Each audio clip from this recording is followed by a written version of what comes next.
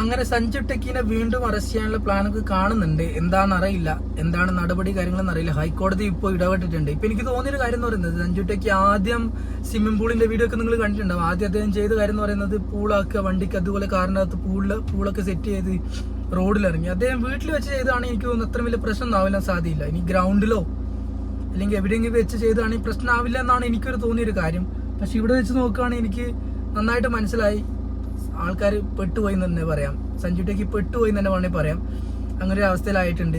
ഇനി എന്താണ് അവിടുത്തെ നടപടി കാര്യങ്ങൾ നമുക്കറിയില്ല. നല്ലൊരു യൂട്യൂബറാണ്, നന്നായിട്ട് കണ്ടന്റ് ചെയ്യുന്ന, എനർജിയുള്ള നല്ല കണ്ടന്റ് ചെയ്യുന്ന ഒരാളാണ് സഞ്ജു ടെക്കി എന്ന് പറയുന്നത്. പിന്നീട് ഇപ്പം എന്താ സംഭവിച്ചതെന്ന് പറഞ്ഞാൽ അദ്ദേഹത്തിന്റെ സമയം ശരിയല്ല എന്നാണ് തോന്നുന്നത്. ഇപ്പം നിങ്ങൾക്ക് നോക്കി അറിയാൻ പറ്റും. വീണ്ടും വീഡിയോ ഇട്ടു. എന്നെ കുറേ ചാനലിൽ നന്നായി ഇങ്ങനെ എല്ലാവരും പബ്ലിസിറ്റി കിട്ടി എന്നൊക്കെ പറയണ്ടേ.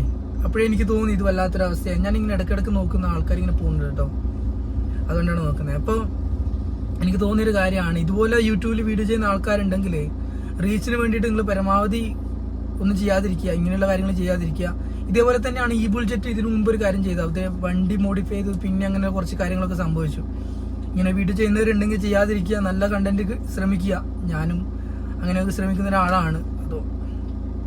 അപ്പൊ ഇങ്ങനെ യൂട്യൂബിൽ വീഡിയോ ചെയ്യുന്ന ആൾക്കാരുണ്ടെങ്കിൽ ചെയ്യാതിരിക്കുക, നല്ല സിമ്പിൾ ആയിട്ടുള്ള കണ്ടന്റ് ചെയ്യാന്നുള്ളത് മാത്രമേ ഉള്ളൂ. ചെറിയൊരു വീഡിയോ നിങ്ങളൊന്ന് അറിയിക്കാണ്ട് മാത്രം ചെയ്തതാണ്. Bye bye.